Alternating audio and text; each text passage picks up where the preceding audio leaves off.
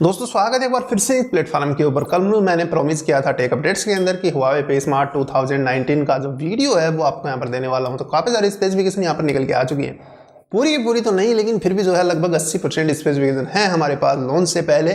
तो बात कर लेते हैं इसी स्मार्टफोन की और जो बाकी के हुआवे के स्मार्टफोन निकल के आते हैं काफ़ी बजट प्राइस के अंदर। तो लास्ट में जो है इस स्मार्टफोन की प्राइस भी मैं बताने वाला हूँ। ग्लोबली लॉन्च भी जल्दी यहाँ पर हो ही जाएगा जनवरी फरवरी के अंदर।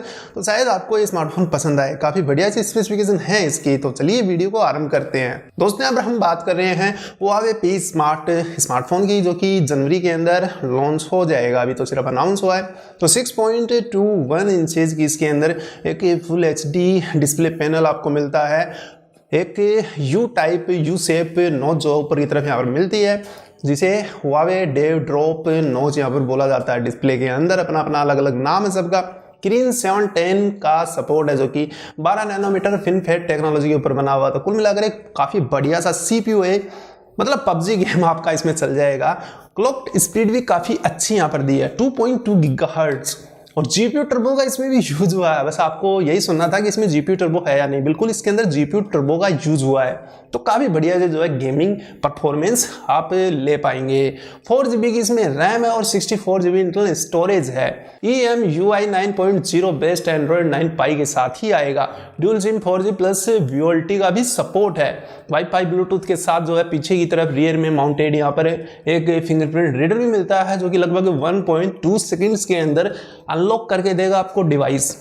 और अब बात कर लेते हैं इसके बढ़िया फीचर यानी कैमरा की। तो पीछे की तरफ आपको डुअल कैमरा सेटअप के साथ एक फ्लैश लाइट मिलती है। 13+2 मेगापिक्सल के सेंसर पीछे की तरफ मिल सकते हैं। 13 मेगापिक्सल का एक वाइड एंगल लेंस है, वहीं पर 2 मेगापिक्सल का एक डेप्थ सेंसर पीछे की तरफ मिलता है। फ्रंट सेल्फी कैमरा की बात करें तो 8 मेगापिक्सल का फ्रंट सेल्फी कैमरा मिलता है, जो कि एक छोटी सी नॉच के अंदर डेवड्रॉप नॉच के अंदर मिलता है। और यही जो है फेस अनलॉक के भी काम आ सकता है और ब्यूटिफिकेशन मोड भी बढ़िया से जो है सपोर्ट कर लेता है। तो कुल मिलाकर एक बढ़िया सी इमेज या फिर सेल्फी जो आपको निकाल कर दे देता है। एवरेज आप समझ सकते हैं, एवरेज से थोड़ी सी बढ़िया, ज़्यादा मैं आपको यहाँ पर नहीं बता सकता क्योंकि इतनी ही है, इसमें ज़्यादा बताने से क्या फ़ायदा। और बैटरी कैपेसिटी की यहाँ पर बात करें तो 3400 mAh की इसमें बैटरी है और 22.2 यानी 22.5 वोट की इसके अंदर चार्जिंग है। तो लगभग घंटा भर में जो है आराम से चार्ज हो जाएगा।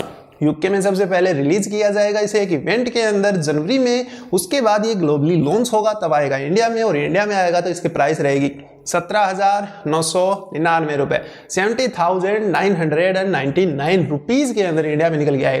तो मुझे नहीं लगता इतनी प्राइस के अंदर इस स्मार्टफोन को लेने से कोई घाटा है। मतलब सब कुछ आ गया यार इतनी प्राइस में। जीपीयू टर्बो मिल रहा है, बढ़िया सा एक सीपीयू मिल रहा है, डिस्प्ले भी फुल एचडी प्लस मिल रही है, बैटरी भी ठीक है, चार्जिंग भी काफ़ी बढ़िया है और एआई के साथ काफ़ी सारे बढ़िया कैमराज यहाँ पर मिल रहे हैं। रियर में जो है फिंगरप्रिंट रीडर भी मिल रहा है, सब कुछ लगभग यहाँ पर मिल रहा है। और डिज़ाइन की बात करें तो काफ़ी बढ़िया लुकिंग जो है इसकी दी गई है पीछे की तरफ, जैसा ही आप इन फोटो में देख पा रहे हैं।